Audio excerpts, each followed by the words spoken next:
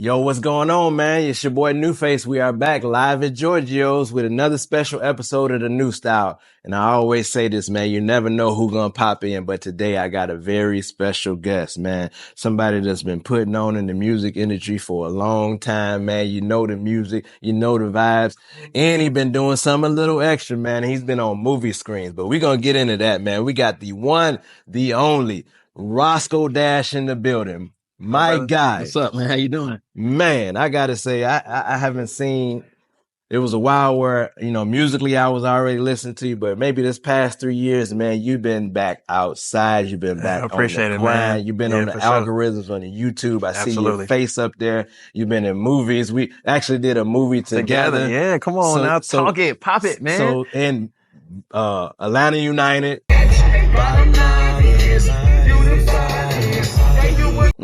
Hawks game. Yeah. It's like the city's been embracing you lately, but there's been a resurgence and a comeback of Roscoe Dash. Can we talk about, am I correct in that? Were you away for a little bit and you popping back out, or what's this is about? Yeah, I had a whole bunch of stuff going on, man. I just had to kind of grow into adulthood. You know what I'm saying? Okay. So when I came out, I was 18 going on 19.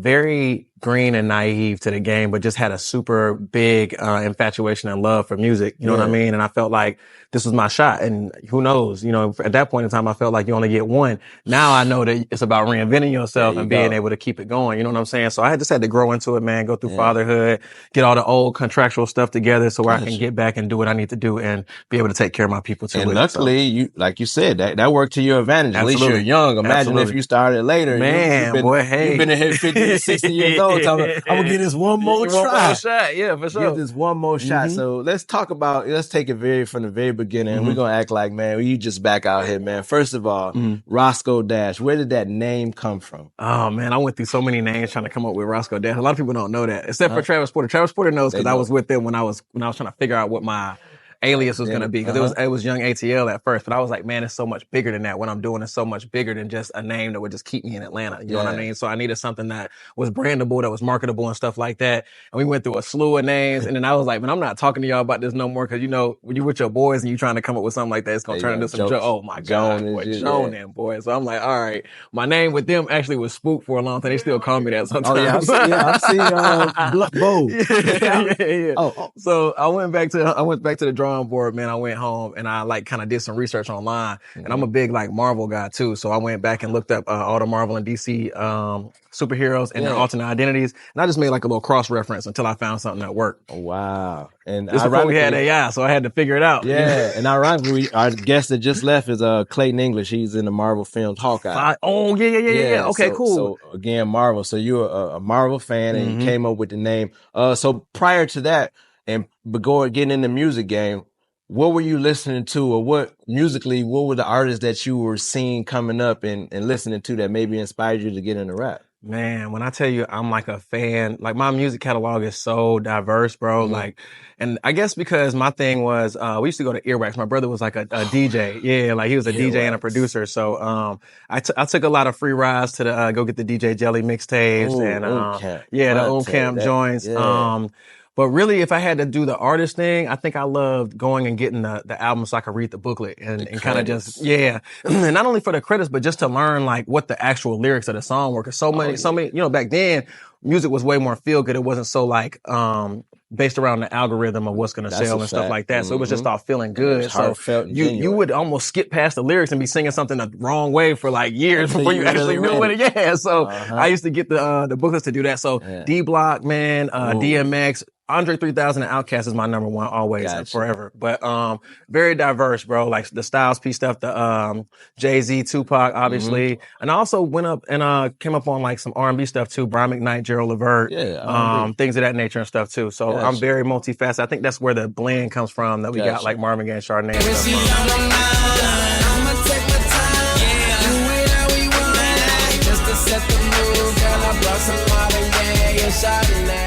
Wow. Just from being, influence and all that. Yeah, So absolutely. do you remember the urge to get in the studio? What did that look like? Did you write in like, I'm gonna prepare for it, or what was that first time in the studio, first song experience like for you? Man, this is crazy. I actually was a writer first, right? Okay. So I always had a whole bunch of composition books. I actually keep those now to this day. Yeah. Wow. So my first mixtape was actually taking a little piece of tissue or paper and putting it in the corner of the cassette tape and doing it on the boombox, right? Oh, wow. So my first studio session, Kyrie the Kid actually was my first studio session. Wow. Yeah, he had Arrogant Music over in Marietta. Yeah. And I got wind of it. I took like 3 records, I think it was, turned up before I put Travis Porter on there that I needed to do in the studio. I had another song called Grind Time, and I think my Merry-Go record that was one of my first records I put out. I did all 3 of those that day. So, and then you transition to that Ready, Set, Go. Your debut, like your baby. Like, and I remember reading it was a lot to get to that point.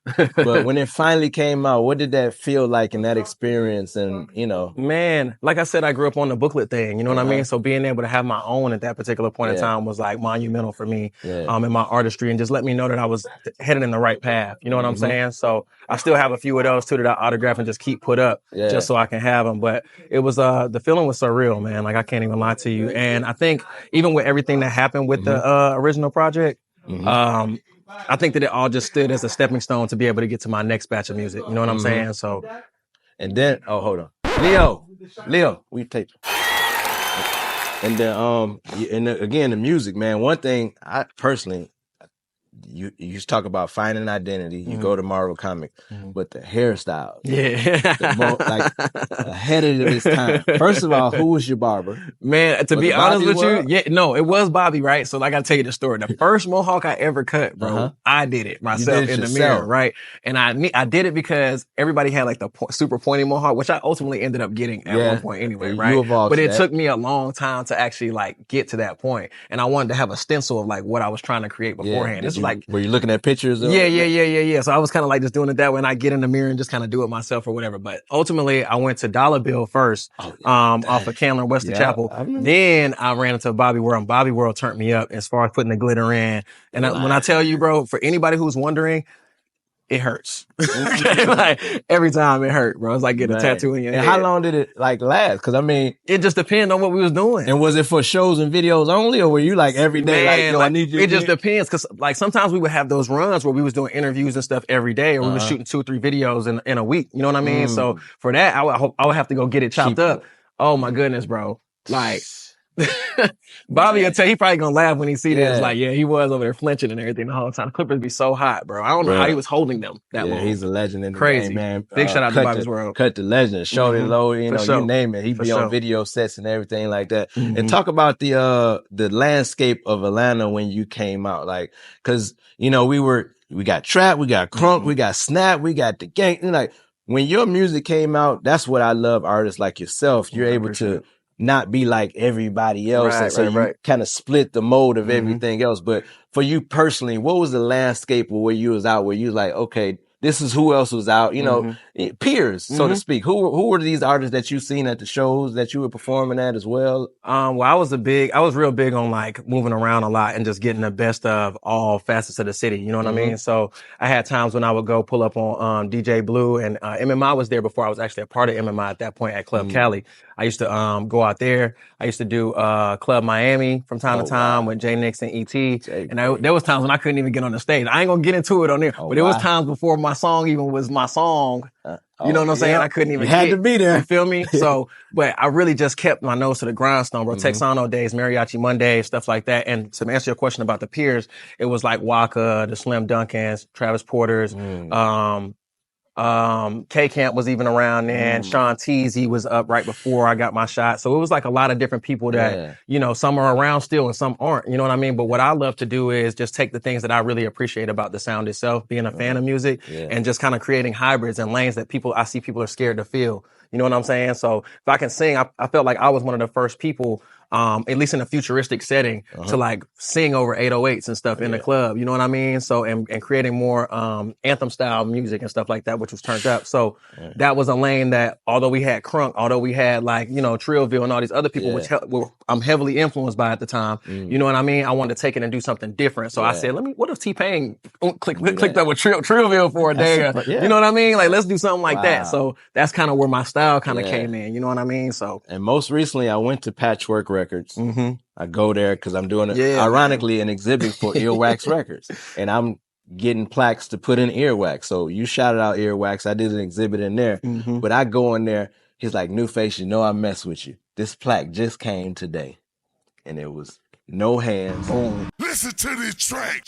Girl, the way you moving, you got me in a trance. DJ, turn me up. Ladies, this your jam. I'ma sip my Moscato. Diamond. Drummer Boy was like, you gave it to New. Well, even he was like, oh, it's NuFace. It's cool. Nah, drummer do that. Drummer He's like, where the plaque? He came up there to see it and he's like, I get New. He's like, okay, it's NuFace. Yeah. But man, first of all, congratulations. I appreciate it, brother. Thank you. The record. Thank you. 10 million, Diamond. Where were you when you heard the news about that? To be honest, I think Waka had texted me like 3 days before the news broke. He was like, we're going to go diamond this week. Now I'm used to, we went platinum like maybe like 2 or 3 times in the last 2 years or something like that. But to me, there's not very many people who have gone diamond, especially from the city. You know what I'm saying? And like I said, I grew up on Outkast. They were the only people that I know personally. Not like they may not be the only ones, but that's the last ones that I knew personally that went diamond. Otherwise, Usher. Right. To be able to stand next to them in that setting, even if it's just with one song versus the album or whatever, it was just monumental to me in that sense. So, the other thing that I appreciate about the support that came from this record is just how long it's been around. So when I go look at the RIA certifications, it's like 2010, 2011, 2012, it's going, you see it growing and it's sticking around. Yeah. So to me, it's more important about the longevity of the record than the massiveness or the magnitude of the record itself. You know what I mean? So, but I'm appreciative nonetheless. Upon creating it, was that what, did you see this vision then? Like, talk about the experience of how that all came about for you personally. I just knew, bro. I knew Waka for a while, like I said, from the mariachi days and stuff like that. We had been around, we've been close-knit for a while, going on the road together, stuff like that. And one thing I noticed was he ain't had no records for the chicks. So I'm like, bro, women love you, bro. Like, women love everything about you. They throwing panties on the stage. You know what I mean? So like, if you can find a record to give them, bro, that's strictly for them, that don't have nothing to do with any of the other stuff that you came up on, they're gonna love you forever. Literally. You know what I mean? So, and Wale just happened to, it just was a blessing, bro, because he just happened to be, dog. I'm like, bro, how does this happen like this? He's literally in the corner of the room. Like, we hadn't even really like formally met yet, but we knew who he was. So we was like, yeah, come in. You know what I'm saying? Like, it's cool. So bro just started writing. He just got quiet and just was sitting in the corner. Woo, woo. So one of the people that was in there, Reese, shout out to Reese because she helped put this together. She was like, Wale got something. I'm like, man, the book right there. What you mean? So, and it just happened like that. You know what I mean? I'm just so appreciative of even the obstacles we had to overcome to get there. Cause like I said before, it was a lot of things that were going on at that particular point in time, and we just had to really fight and to stick together. You know what I mean? Were you familiar with Drummer Boy and the production? Oh yeah, prior? absolutely. Was 100%. that your first Drummer Boy time rapping? I think that I can't remember. I did another session with Drummer. I think I went to his spot before we did No Hands, and I made like 2 other records. One was Cover Girl, and one was something else. I can't remember what the song was, but that was the first time we were actually in the studio. And then actually, if I'm correct, you brought up Wale, and again, songwriting. I think you wrote. Oh yeah. Lotus Flower Bomb. Yeah. So that was another one like that. And a lot of people don't know that. You know what I'm saying? I had to overcome some obstacles with that too. And that was when I was a little bit more high strung when it came to like standing on business and getting my just due for the records that I was doing. You know what I mean? But that just came from, now that I look back at it, that was just a 21, 22-year-old kid that came from nothing. You know what I'm saying? Already came into the game having to fight for what was already his. And I was like, ain't nobody else gonna take that shit from you. You know what I'm saying? So I'm appreciative nonetheless, man. That's what it is for me as a fan. When I see you out and I see the reception from the audience, and I'm like, again, you were going for a second. I'm like, boy, he would have had it. But again, I love that you say I had to become an adult. Fatherhood that takes place. But most recently, we were at the Falcons game. celebrating 50 years of hip hop. What do you think about that collective? And we actually won, but what did you think about the city of Falcons coming together? We had to get that win. I got a thing, bro. I ain't gonna lie, and it's probably gonna sound crazy, but every game that I go to, we win. So like, I've been trying to be selective, you know what I'm saying, and go to the ones that count. But I'm appreciative of even that, like just having that little energy around that. But the 50 years of hip hop thing was dope to come in and just see everybody being themselves. And like I said, the most important thing for me about the Mariachi Monday thing was like the camaraderie of the artists, you know what I'm saying? And how we just created a brotherhood and stuff like that. So for me to be able to see the brotherhoods that existed before me and the ones that existed after, and for us to all exist together in that moment and share that stage, I thought that was really cool. And it's a lot been going on. Artists, DJs, more that stage, man. It's making us look bad, man. We look real sloppy. So again, like I come from a different era, you know what I mean? I come from an era where, you know, the beefs were with other people. We'll band together to go handle business somewhere else. So now that it's so internal, it just makes it. So keeping it positive, what are some DJs along the way that supported you early on and still to this day gave you some insight or advice? So many, bro. It's so many. Honestly, man, I don't want to get to naming too many people because I'm going to forget some names and it's going to sound crazy. But all of the coalitions, man, and I'm going to say even the people outside of them too, like the P Browns, like Lil Bankhead. Lil Bankhead was one of the ones that I go to the radio station, man, bro, spin my song 8 times in a row. He don't care. He'll put his job on the line for it. You know what I mean? So like, it's people like that are going to spin it not only when you're there, but it's going to show the same love when you're not there. And y'all know who y'all are, man. It's a whole bunch of y'all. And I'm just appreciative, bro. I recently saw Ludacris say, you know, he worked at 107.9 and he had a song on Hot. But actually, Greg Street was playing it, which at that time was a competitor. Yeah, Greg's another one. So, you know, it's dope to have those genuine people that have no agenda to just want to help your career. 100%. I brought something too, man, that just talks about your journey in your career. Let's see here. I brought freshman covers. So that's something newer. Yeah. Something newer. Okay. But then we're going to come to this one. Yeah, man. Talk about what's special about this one. There's so many successful artists on this, man. It's crazy.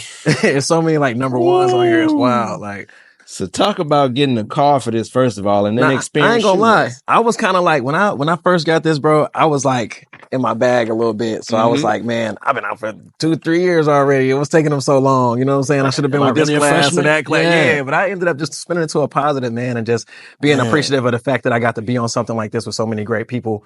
I do feel like I had like the best cipher that year. I'm not gonna lie, but I'm just saying that because I've been on my rap stuff lately, so I really want smoke. But yeah, the freshman thing was cool. Did you meet anybody on set that you may have a relationship to this day, or just really, cool that day? To be honest, man, we all stayed pretty tight for a long period of time. Like, and even you know how this stuff goes in the industry, man. Like, you might not see somebody for a couple years, but when you see him, it's so much love that's circulating, bro. And I literally have a relationship with all these people. Dope, like, so man. It was just cool to be a part of. Yeah. And I brought all these out, man. And I just want to put you on the spot. Like, I appreciate it. Where would you rank your class amongst? There's some great acts on here, man. Like, dang, okay, hold on. Yeah, you got your boy Wale. Yeah, see. And I didn't bring my one with Nipsey and J. Cole. That's another one. That's another one. That's the one I'm looking for, actually. That's the one, ain't it? We're the one that Sean was on, too. That's the other one that you was talking about with Nipsey and wasn't it? Okay, dang. Sean, that's one. But when it comes down to records, though, bro, I'm not gonna lie. I think we might have it. I ain't gonna cap. Like, when it comes down to charting records, number ones, longevity. And this page right here made me proud for being in Atlanta. Cause you know what I'm saying? Right there. Yeah, let me get that, man. Come on, man. Yeah, we need that collab, too. I don't know. You know what I'm saying? Like, speaking of collab, you know, we just got this brother right here won a Grammy. Oh, yeah. Oh, you got the tape. Let me see. That's my gift to you, man.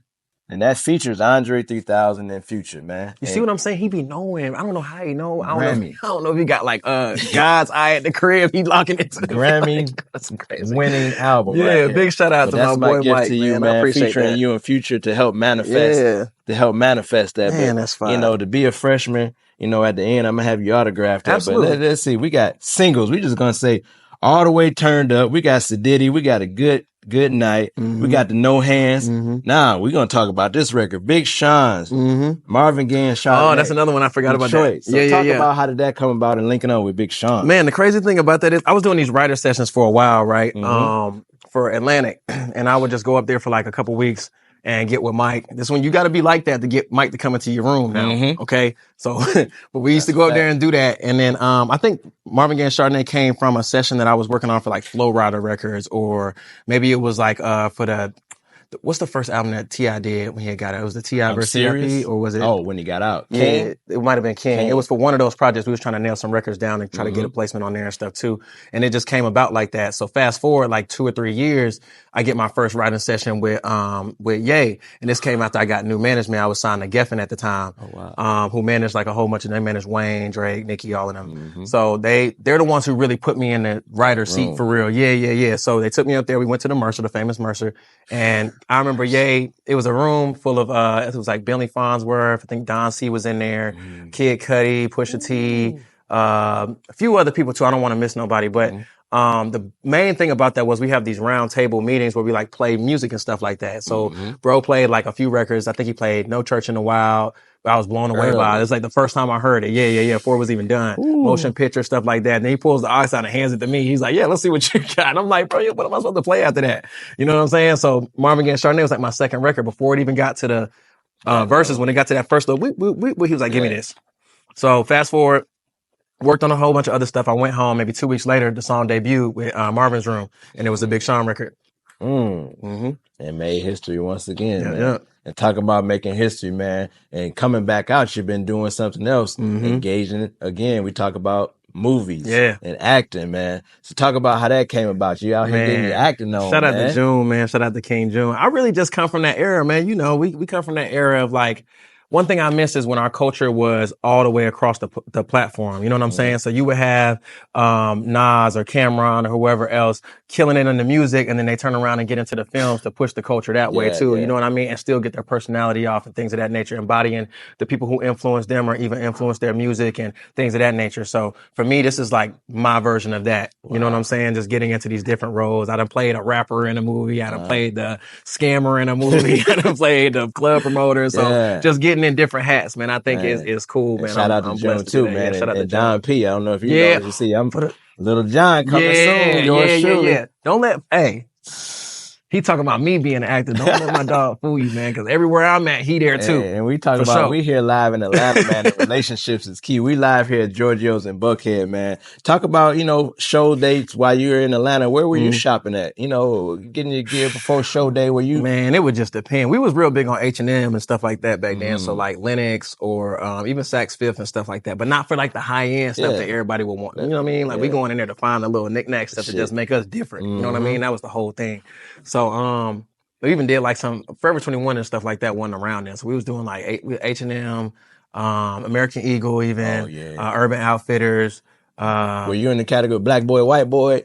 I would say I just dabble a little bit. I think like I just do a little bit of whatever works. Did you pick out this outfit or was this gifted? I think the shirt was mine. The shirt I did and the shoes. And those both some Versace stuff. But I wouldn't even pick that if I was in the store. I think they was just like, we're doing something high end. So what do you... Yeah. You know what I'm saying? Put that with that. Here in the city, man, and everybody, every 5 or 10 years, we talk about the new Atlanta, old Atlanta, real Atlanta. You've been part of it all. Absolutely. The current state of Atlanta as it is now, not anything particular, but how are you feeling as an artist in the landscape of where Atlanta is now? Are you confident with putting product out? Streaming is different. We had music with no 106 in Park. There's no, it's no MTV. So as an artist now, I know you have new music coming out. How does it feel as an artist in this Atlanta as it is today?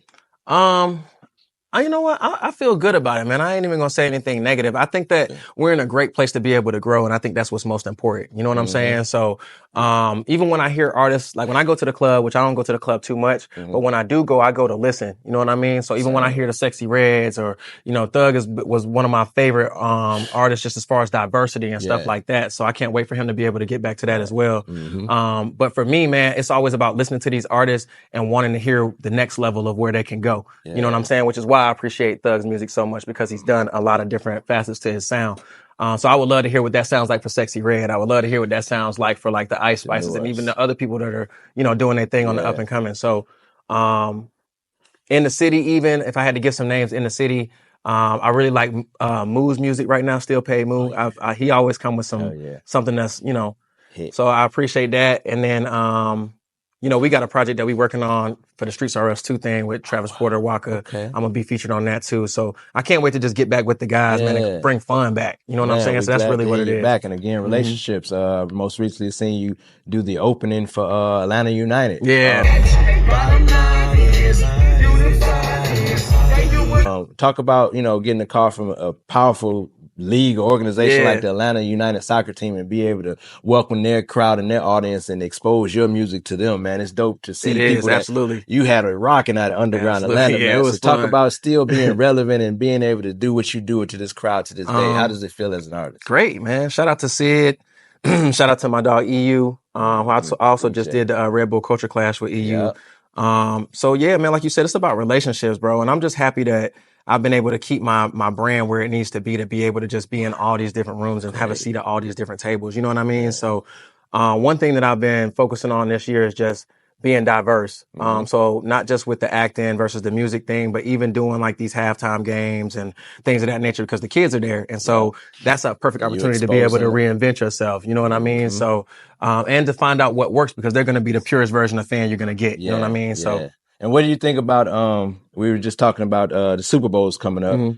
Swag Surf, they want to put Taylor Swift. Bro, that's crazy, right? You know? and of course I posted, I hit up Mook and I was like, just look at the comments. See, some people, they selling out, it's bigger, it's over now, they done gentrified it. But as an artist, I think that's great. What about you personally? I'm happy for my dogs, man. I'm happy for my boys because they're on a national platform. That's another song that's like, been around for years, you know what I'm saying? So if that ain't diamond yet, I don't know why it's not, but it's at every function, right? Cookout, wedding, football game. And I knew when I saw the Taylor Swift thing, man, not to make it a thing, but I knew, I was like, this is gonna put the battery back in their back. So it's just about capitalizing on your opportunities. We're in a viral, a year of the hybrid when it comes to like viral and digital content, you know what I mean? So, and even with the AI stuff, like having something that's that authentic and having happening in real time, you know what I'm saying? It's a blessing. So So talk about lastly before we get out of here, new music, what we got on the way and you know, what can we look forward to?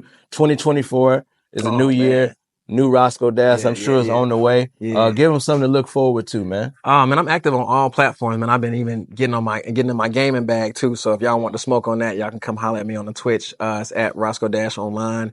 My YouTube is at Roscoe Dash Online. Getting my Instagram back to Roscoe Dash this week. So that'll be at Roscoe Dash. Thank God, finally.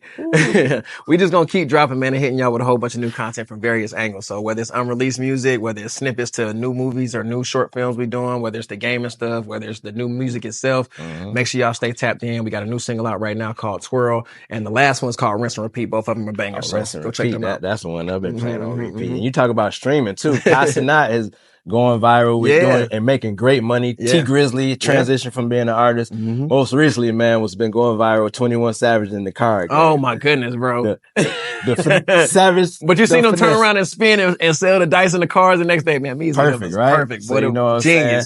Man, personally, before I want to get out of here, man, it's love to watch your growth, you know, be there from the very beginning, see you grow again as a father, evolve. You know, it's always love when I see you in the city to see the audience receive you. Your music is still relevant. I can't wait to see what you drop new, man. Love and respect. Welcome to Georgio's. You know, bro. You see what it is. Let's go. NuFace was there, baby. Boom. Take